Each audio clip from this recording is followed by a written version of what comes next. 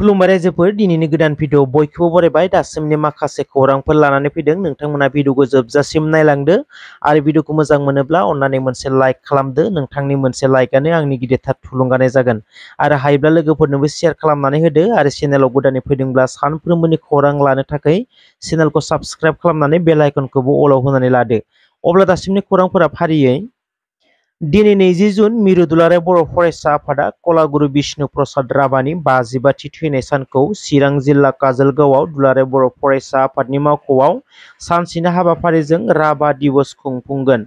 बे हाबाफारियाव गाहाय आलासि महरै गुवाहाटी मुलुगसोलोंसालिनि प्रफेसार अनिल कुमार बर'खौ हांख्रायनाय जादों होनना खौरां मोनदों।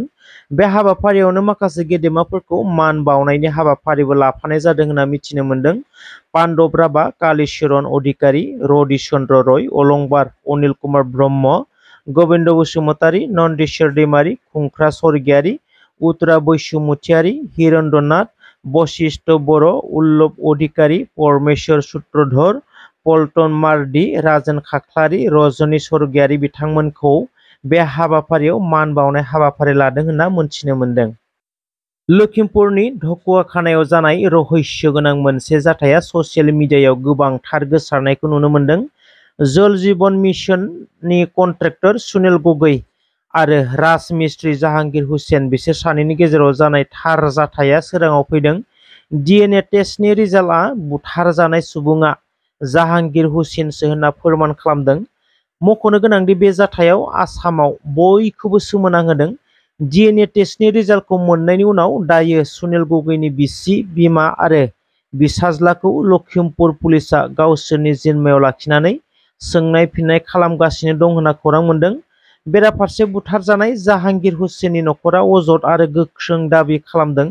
DNA टेस्ट मोननायनि उनावबो पुलिसआ जाहांगीर हुसैननि नखराव फैनानै खबर लाफैयाखै होनना अजद दैखांदों आरो जाहांगीर हुसैनखौ बुथारग्रा सुनील गगैखौ हमनानै फासि होनांगौ होनना दाबि खालामदों। बेराफारसेथिं सुनील गगैनि बिसिया दासिमबो गनायना लानो हायाखै। बे जाथायनि सायाव पलिटिकेलि गुबुन मोनसे महर होनानै फासायनो नागिरदों होननानैसो अजद दैखांनायखौ नुनो मोनदों। लखिमपुरनि एसपिआ फोरमायनाय बायदिब्ला सुनील गगैनि बिसि, बिसाज्ला नखरनि गासैबो बलिउड फिल्मनि बायदि रल लानानै रहस्य गोनां एक्टिं आरो नाटकखौ खालामदों होनना बुंदों। क'क्राझार बास स्टेन्डनिफ्राय थांनाय माखासे पेसेन्जार गारिफोरजों लोगोसे बङाइगाव, दादगारि, सान्तिपुर, सेरफांगुरि बायदि दाब दाब जायगानिफ्राय क'क्राझार सहर फारसे फैनाय माखासे गारिफोरा थोंजोङै देबोरगावनि बेसरगावआव थानाय Kokrajhar medical college and hospital जानानै खारसिगोन। बेखौ बिटिसि हान्थामेला बिफाना खालामना होदों होनना खौरां मोनदों, जाहाथे पेसेन्टफोरा मेडिकेल कलेजाव थांनानै फाहामथाय लाहैनो गोरलैयैनो हायो। बिनि थाखायनो बे सुबिदाखौ खालामना होदों होनना मोनथिनो मोनदों। बिटिसि दैज्लां बोथोरनि बाजेट जथुम्माया मैया जानानै थांबाय। बे जथुम्मायाव एप्रुभ खालामनाय बाजेटनि सायाव गोजोननाय गैयै फोरमायदों बेरेखा दोलोनिफ्राय।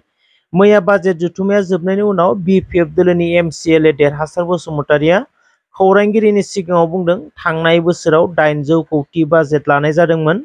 बे बोसोराव 3 कौटिल' बारायदेरदों। जाउनाव गोजोननाय गैयै फोरमायदों MCLA देरहासार बसुमतारीया। बिथांमोननि बायदिब्ला 10% बारायनानै बाजेटखौ लानांगौमोन, नाथाय 3 कौटिल' बारायनायाव गोजोननाय गैया होनना बुंदों देरहासार बसुमतारीया। थांनाय बाजेटनि सायाव रिपर्ट बायदिब्ला रुलिं गभर्नमेन्टआ दफाफोरखौ मावफुंनो हायाखै होनना बुंदों। मोनबाल' फिसा फिसा प्रजेक्टखौ मावफुंदों होनना बुंदों MCLA देरहासार बसुमतारीया। आसामाव गोबां अखा हानायनि जाउनाव गोबां ओनसोलफोरावनो दैबानानि गाज्रि गोहोमा बांलांगासिनो। गोबां सुबुंनि न' बां, बारि बागान खहा जानायनि खौरांफोरखौ ससियेल मिडियायाव नुनो मोनगासिनो दङ। नलबारियाव 8निबो बारा गामिफोरा दैबानाजों सैनांदों होनना खौरां मोनदों। करिमगन्जआवबो गोबां नखरफोरा गावनि न' बां नागारनानै रिलिफ केम्पआव थानो गोनां जादों। मख'नो गोनांदि SDRFनि दोलोआ थांनानै दैबानाजों न' लोमफबजानाय सैनांनाय नखरनि सुबुंफोरखौ हेफाजाब खालामहैनायखौबो नुनो मोनदों। बिटिआरनि गुबुन गुबुन जिल्लाफोरावबो दैबानानि गाज्रि गोहोम गोग्लैनाया बांसिन जालांनायखौ नुनो मोनदों। बङाइगावआव जानाय दैबानाया माबायदि गोहोम गोग्लैदों नोंथांमोना बेखौ नायना लानो हागोन।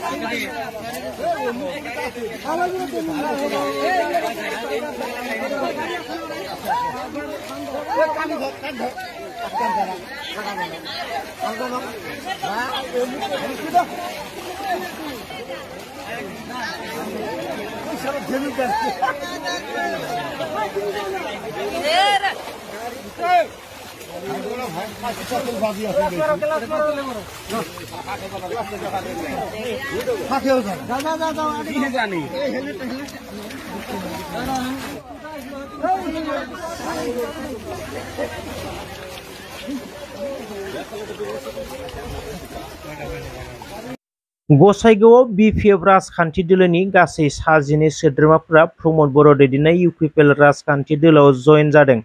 इउपिपिएल दोलोनिफ्राय सासे बर' एमपि देरहानो हानायाव मोजां मोननानै मैया इउपिपिएलनि नेहाथारि राजु कुमार नार्जारिनि नुजाथिनायाव 12 बिपिएफनि सोद्रोमाफोरा जयनिं जादों। बिपिएफ दोलोआव थानाय समाव दोलोजों थाफानानै खामानि मावनायनि जेबो स्कप मोनाखैमोन।